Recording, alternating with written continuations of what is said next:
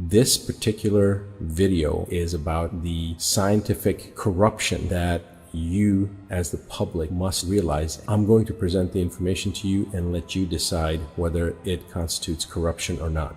You be the ultimate judge.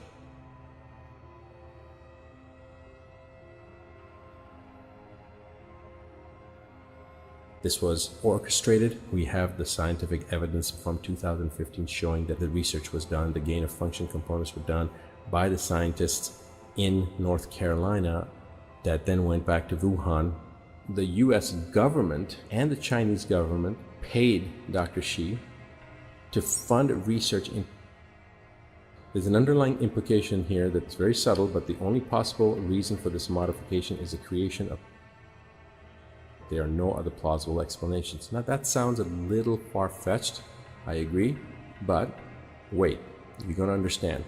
Because when you start understanding this furin cleavage component that we're talking about, then it starts to make a little bit of sense. But why would somebody do that? Or how can we prove that somebody actually did that? So we're going to talk about that. Now this was actually created at the University of North Carolina in Chapel Hill, and they published the highlights of the creation in November 2015. In 2014, Dr. Shi was the recipient of a number of US government grants as well as grants from the National Basics Research Program of China, the Chinese Academy of Science, the National Natural Science Foundation of China, and from the Strategic Priority Research Program of Chinese Academy of Sciences to assist in funding research into. Now this is, remember, 2015. So they took SARS, the virus that caused SARS in 2002, 2003, and that was carried by bats, making the rounds back in 2003, and reverse engineered the genetic coding itself inside the virus. Now they took the backbone of the original wild type, and that's when they started messing around with it. They then inserted additional proteins to enhance the efficacy of the virus inside the human lungs, specifically inside for the human aspect, making it extremely difficult to vaccinate against because a new virus has multiple proteins with which to attack. So basically what they did was they made a bug into a super virus. Let's hold off, let's not panic, because what I want to show here is how the scientific community that knew about this, and yet they're sitting here making stuff. Why are they making this? Why are they doing gain of function? Why is University of North Carolina involved with this? Why are we funding? Why is the US government funding this research on something that we thought had already disappeared? Why are they trying to get gain of function? You know, some people would say, well, they were just experimenting, they were doing whatever, but they were actual other scientists that opposed this information. They did not want these studies to be done because they were afraid of a breakout. They were afraid of what the ramification would be if there was an outbreak, if it was not contained. So this was not something that was obscure. There were some very well-known people that were against this. What would be the purpose of doing such a thing? Well, it'll become self-evident here in a few moments. This is going on from 2003 to 2015 now. They were looking at the SARS component from 2003, that caused SARS, and they were now manipulating that, and they published this manipulation study. After they manipulated it, they published it in this 2015 paper, and they created this hybrid, which is far more deadly and can't be vaccinated against. It is resistant to vaccination because of certain morphological changes that were created to the wild type backbone. The new DNA, genetically engineered, constitutes a gain in pathogenesis. Now I want you to remember what gain in pathogenesis means, okay? Or gain of function is the term that they use in virology, or actually in research. So gain of function. Okay, here it is. That's a gain of function right there. They admit it. Gain of function basically means taking something and making it more potent, all right? So pathogenesis means lethalness and the infectiousness of something. The pathogenesis is the cause of the actual problem, cause of the disease. And Dr. Shi learns how to perform gain of function operations within viruses, and then she returns to her post in Wuhan, China. So she learned this in University of North Carolina, Chapel Hill. They get the cells from Fort Detrick, and now she goes back to Wuhan, which is where the techniques that she learned about gain of function were then applied. Fast forward to November 2019, a breach of containment occurs at the Wuhan Institute of Virology, and patient 0 is detected somewhere between December 1st and December 12th. Dr. Shi is one of the authors that published this paper in January 23rd, 2020, stating that it is of probable bat origin. The problem is she knows what it is and what the origin is, because she was the one who created it. Okay, she helped to enhance it. This is an enhanced version of the hybrid that they helped develop at UNC with Fort Detrick support back in 2015. Why would you take any kind of organism and make it more potent? Why would you take a bug, a bacteria, and make it more potent? Right? What's the purpose of that? Well, they say it's for research purposes. But why would you do research to make something more potent?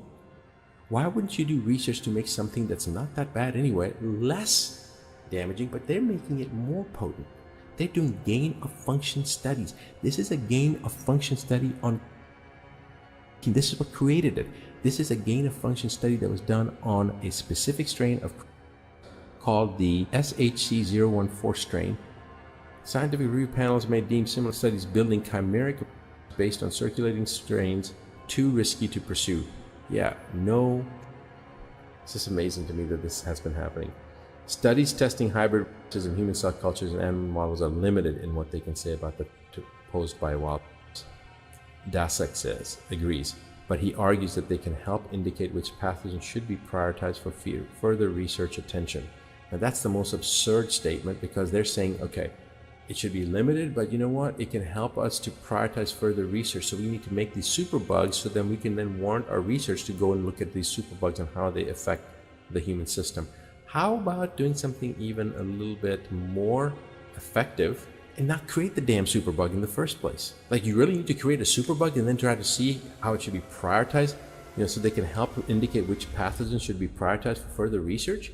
I mean, that's the most absurd thing to say. We're going to take a bunch of different, and then we're going to see which ones we can create the most potent chimeric changes to, and then once we create this chimera, then we'll go ahead and it'll warrant our priority to which we should really work on, focus in on. Well, don't create these super bugs in the first damn place, and you won't have to worry about which one you need to prioritize. Bobby Kennedy said that there were 3 countries that are naturally hostile to each other, which is China, Taiwan, and Japan, and all 3 of them independently concluded that it originated in the United States. Yes, they did. I just showed you the evidence of that. Now, Trump reportedly growing frustrated with Dr. Fauci's blunt approach. I wonder why. Because Trump knows certain things. He knows what's happening here based upon, you can see his cavalier approach, but essentially he's the one who's out there saying, whipping up the story about the China bats. The government in the United States and China funded it, and then this Dr. Shi went back to Wuhan, and then of course it got released, or there was an outbreak in Wuhan.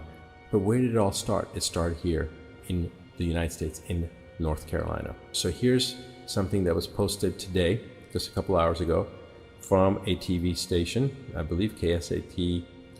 Breaking news, first related reported in San Antonio. Now here's the kicker.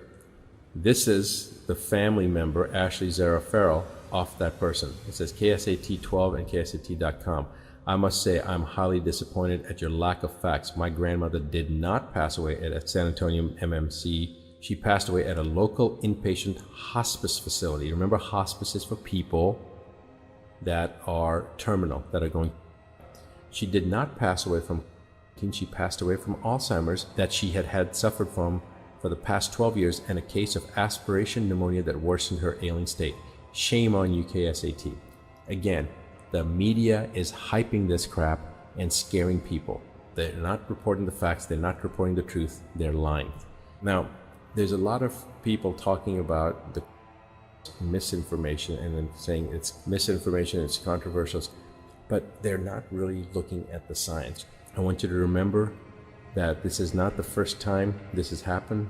This was Lyme's disease in the 1990s, SARS in 2002, XMRV in 2009, MERS in 2012, Ebola in 2014, and Zika in 2016, actually H1N1 in 2010. I just want people to know that the agenda is highly, highly suspect. Be aware, don't be paralyzed by fear, because this is part and parcel of their agenda.